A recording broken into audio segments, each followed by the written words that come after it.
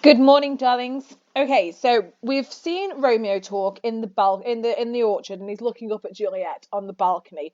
And then we need to now look at the other side of things. We need to look at Juliet speak when she's on the balcony. Now, I'm sure that you've seen this in the film. If you need a quick rewatch, please feel free to do so and then come back to this video. But we're going to analyze this in front of us here. Now, I'm not going to do the whole writing thing with my mouse pen that clearly doesn't work. So if we do need to type up any notes, I will type them. I hope that's okay, my darlings. So I'm going to read through it really quickly first, and then we'll do some analysis. So Juliet says, "O Romeo, Romeo, wherefore art thou Romeo? Deny thy father and refuse thy name, or if thou wilt not, be but sworn my love, and I'll no longer be a Capulet." And then Romeo says, "Shall I hear more, or shall I speak at this?" And then Juliet continues, "'Tis but thy name that is my enemy. Thou art thyself, though not a Montague. What's Montague? It is nor hand, nor foot, nor arm, nor face, nor any other part belonging to a man. Oh, be some other name. What's in a name? That which we call a rose by any other name would smell as sweet. So Romeo would, were he not Romeo called, retain that dear perfection which he owes without that title. Romeo, doff thy name, and for that name which is no part of thee, take all myself." So what is she saying? Well, a lot of people get this wrong.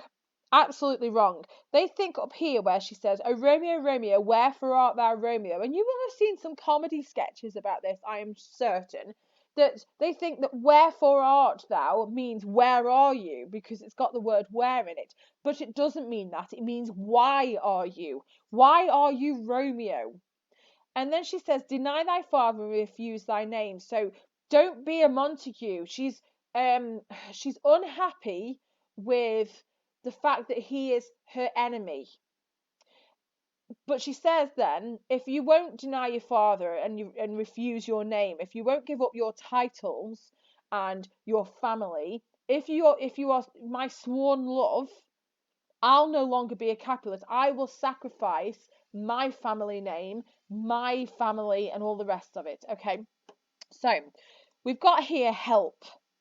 We've got here the modern translation. I've pulled this off No Fear Shakespeare for you. And it says, so Juliet, not knowing Romeo, hears her, "Oh, Romeo, Romeo, why do you have to be Romeo? Forget about your father and change your name. Or else, if you won't change your name, just swear you'll love me and I'll stop being a Capulet."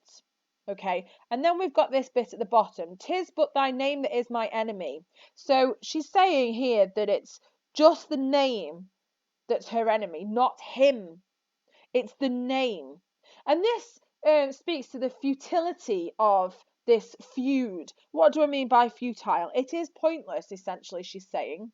"Thou art thyself, though not a Montague." You would still be you if you weren't a Montague. What's a Montague? What is a Montague? So there's a question I like to ask when we're in class about this, and I like to ask usually the chattiest person in the class, mentioning no names, but you know who you are, about what time it is. And they'll tell me the time, and I will say, "Well, who says so?" And the best answer I've ever had is "the clock." But it's only that time because we label it. Romeo is only a Montague because that's their family name. That's the name they've chosen for themselves.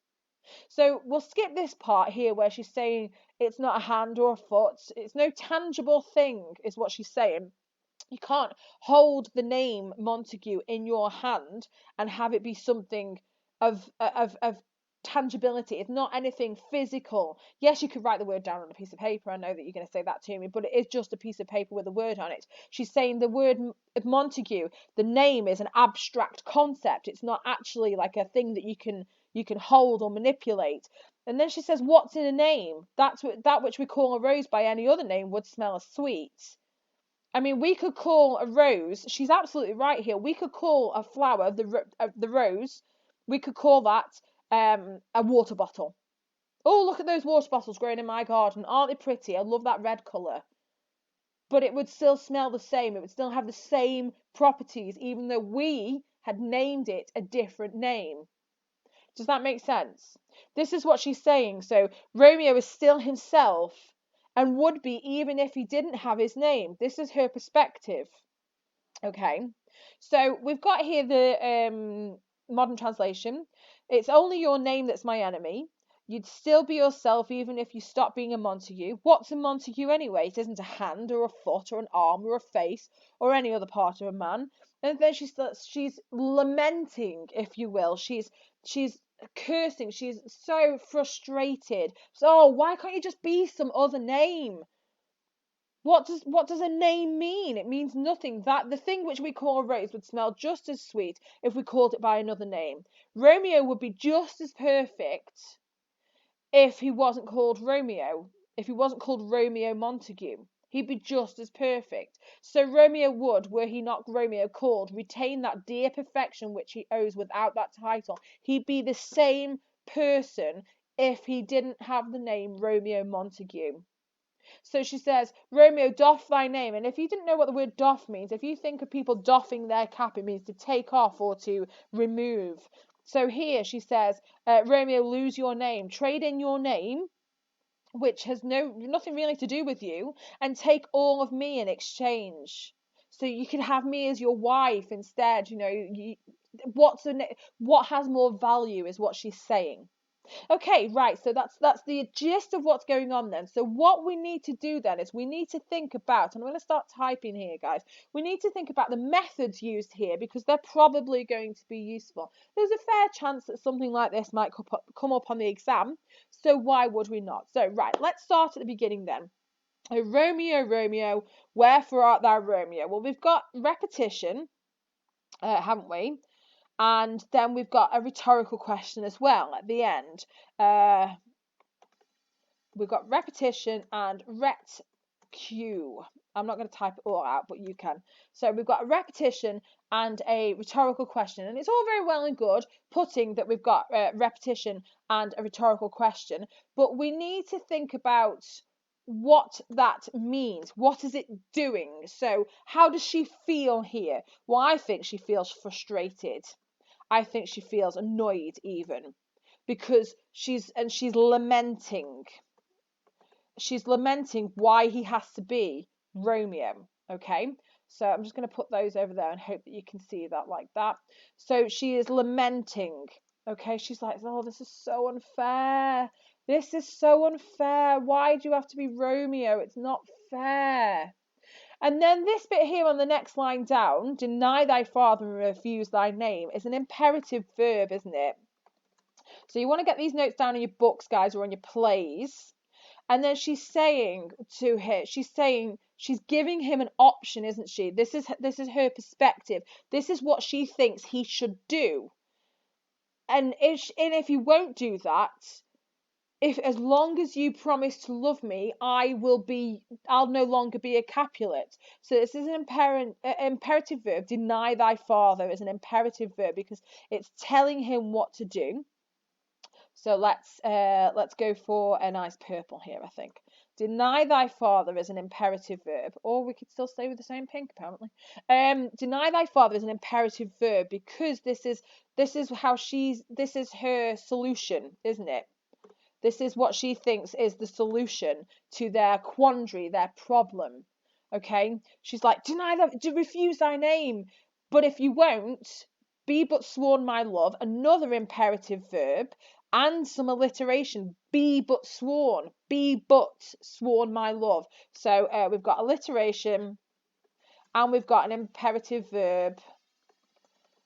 And this is part of her solution as well. She's augmenting this. So be but, it's a plosive alliteration. We should probably put that in as well, actually, guys. A plosive alliteration. Well, what's plosive if you don't know what plosive means? If you put ex on front of that, you would get explosive. So anything that sounds like quite harsh, not gentle, but like be but. It's quite harsh, so we call it a plosive. So it's plosive alliteration here. So this be but sworn my love, and I'll no longer be a Capulet. Be but sworn my love, and I'll no longer be a Capulet. Okay, so those are a few techniques and stuff that Shakespeare has used to reinforce this frustration, how annoyed she is, how she's got a solution, but you know she can see both sides of the coin. Either he gives everything up or she will, as long as he swears to love her. These are the sorts of things we're looking for, okay? So here then, we've got Romeo. Shall I hear more or shall I speak at this? This is another rhetorical question. But also, can I just ask you to underline all the S's? Shall I hear more or shall I speak at this? The S sound then sounds like a whisper. So the sibilance, if I could spell it, equals whispering, because, like before, he's still in the orchard.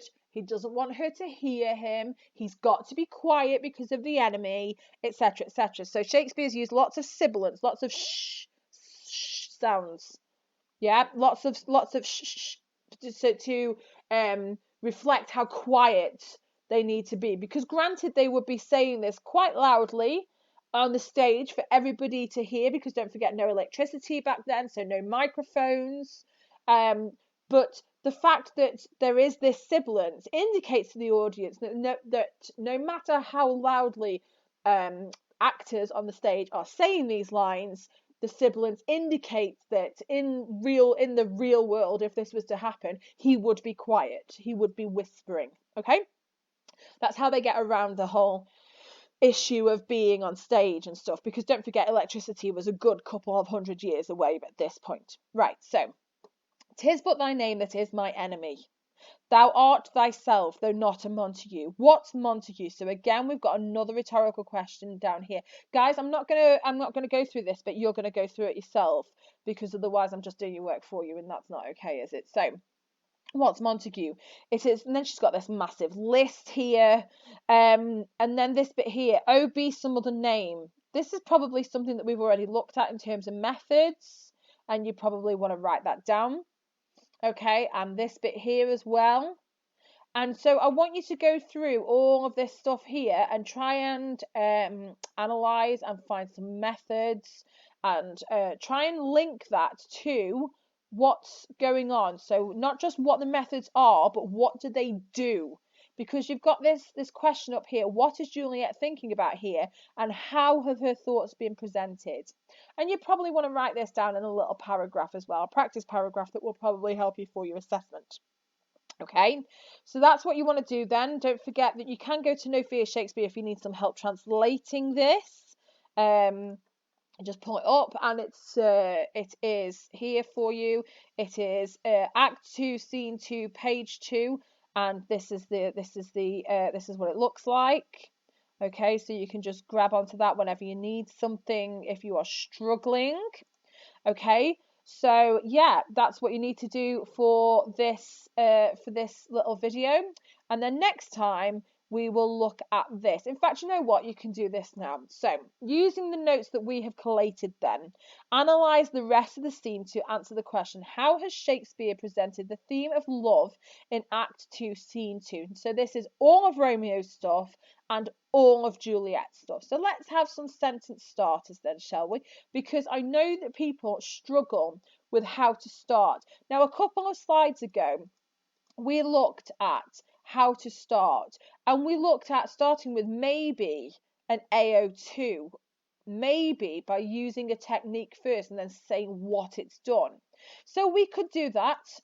Let's go forward a bit and let's do that. So let's say let's have black instead.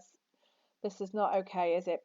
By using, if I could spell, using the, and then we might put rhetorical question, we might put imperative verb, we might put metaphor, we might put something like that, and then we would put in our quote, wouldn't we? So our quote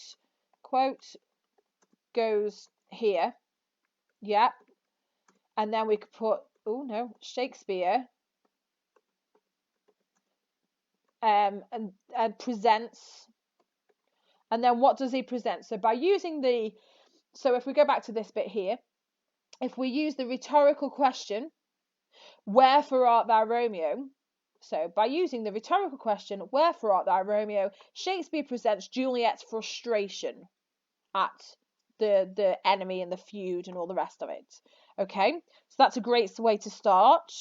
And then we could say, for example, we'd looked at something in Romeo's passage, which we found again in Juliet's passage. We could then say Shakespeare, if we were doing like a linking paragraph, further or continues this idea further when he uses, if I could type properly, that'd be just, dangerous. Shakespeare continues this idea further when he uses a, and then whatever the method is, and then you want your quote as well. Yeah, you want your quote as well. So Shakespeare continues this idea further when he uses a, I don't know, simile or whatever. Then you put your quote in order to, which, actually, do you know what? Yeah, you're absolutely right. Shakespeare continues this idea further when he uses a, say we're, just for an example, say it's a simile, and then we'll put the quote in, and then we might put that. This reveals or presents or highlights. Do not use the S word. This reveals whatever it does to the audience, or the audience might think, or this reveals Shakespeare's thoughts, or whatever it is. This reveals whatever the idea is, because, and then give me a reason why. Okay, so these are a couple of sentence starters. Do not feel that you have to use these. These are just some ideas if you are struggling, if you're not sure how to get started, or how to continue it without going and then, and then, and then. Okay. Right, next lesson we'll look at something else. We'll look at Aristotle. You should have done that by now. That was in the last video. So this is it. So you can then answer this question: how has Shakespeare presented the theme of love in Act 2, Scene 2? And that little mini essay that you did last time will probably help you for this. This one I want typed up, please. I want it in the submissions folder. I'm going to grade you on this. I need it, so do not dawdle. Okay, work hard, and I will see you next video. You take care, you stay safe, you stay in the house, you wash your hands, you social distance. Okay, and I'll see you soon, hopefully.